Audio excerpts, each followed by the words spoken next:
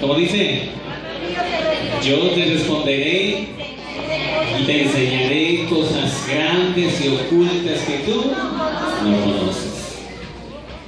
Entonces, viene a la mente y me pongo a cantar esta alabanza tan hermosa que dice: clama a mí, dice el Señor, clama a mí, dice el Señor, clama a mí, dice el Señor, que yo te responderé. Cantamos conmigo. Clama a mí, dice el Señor, clama a mí, dice el Señor, clama a mí, dice el Señor, que yo te responderé. Fue un momento tan importante, o sea, tan lindo.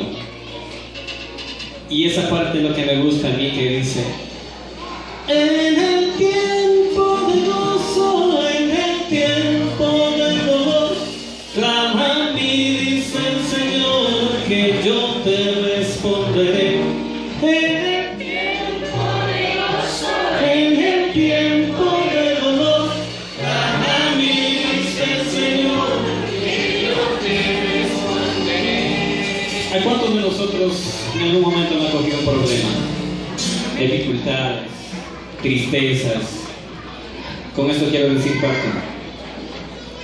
Debe ser el reflejo de tu hijo.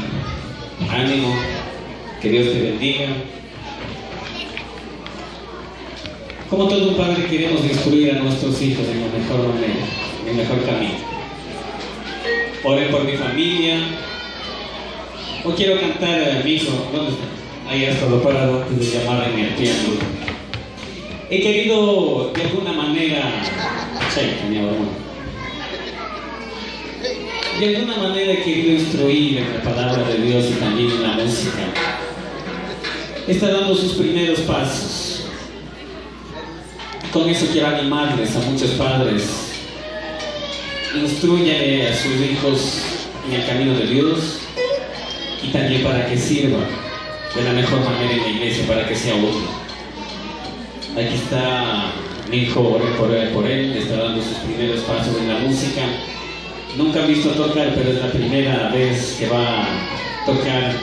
Y en algún momento quisiera cantar con todos mis hijos, con mi esposa, prepararles un poco más y así animarles. Ore por esta familia y quiero dedicar esta alabanza a Pato, Rosita y a su hermoso hijo. Instruyeles, que sea de ejemplo.